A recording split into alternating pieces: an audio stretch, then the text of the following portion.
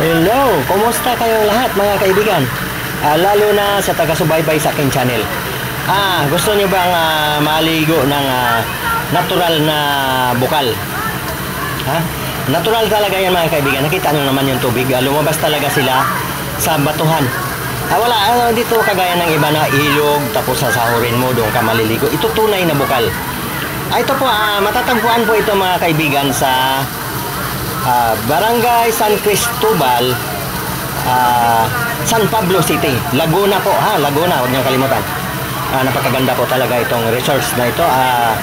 Kasi yan, nakikita nyo naman, ayan, lahat po yan nanggagaling talaga sa mga bato, sa bukal talaga yan. Dinisign lang yan para ba yung tao hindi magsiksikan, kaya pinahaba yan. Ganun kalakas ang volume ng tubig. Kabilaan yan mga kaibigan na nagbubulwak ng ganyang kagandang tubig. Napakalinaw at napakalamig po ang tubig dito. Ayan kung kayo taga Laguna, alam na this. San Pablo Barangay San Cristobal ang nakakasakop niyan. Ang pangalan nitong resorts na ito, Bato Springs Resorts. Ayun po, madali pong hanapin yan. Along highway lang po yan, Southern Luzon.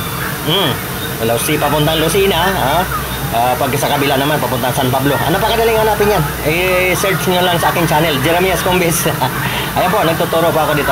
May isang palabas na rin ako dito. Tinuturo ko talaga kung paano ka sumakay. Tinuturo ko, meron din akong palabas doon. Pero ito kasi, iba naman ang usapan dito. Ini-encourage ko kayong lahat na kung maliligo man lang kayo, dito na. Sobrang lamig. Kaya ngayong summer, hindi mo maramdaman ng summer. Nandito nga kami, hindi ko maramdaman man lang yung init. Kasi inalagaan nila itong mga puno. Inalagaan talaga yan. Barangay ibig sabihin na nako, huwag ka magkamali magputol ng puno dyan. Baka hindi ka na makauwi. Yan po talaga dapat pangalagaan po natin ang ating natural na yung mga ganyan, mga bukal po yan na bumubulwak talaga sa mga batuhan. Ano po itong lugar na ito bulubundukin siya. At saka sinabi ko nga, hindi yan ilog, dyan talaga ang pinakapuno. Ito mga kaibigan, yung una kong pinakita, yun yung pinakataas, nandun yung mga bukal. Pero ibig sabihin, kung kayo may dalang bata, doon na lang kayo sa bandang ibaba. Mahaba po ito. Napakaluwag po ito. Marami pong parking dito. At pwede ka rin po magpa-reserve ng mga cottage. Ayun pala, paalala, dapat mag-book kayo kung kayo pupunta rito mga kaibigan. Kasi kami nga, kung mayroon kaming dalang sasakyan, talagang mahirapan po, nakapila.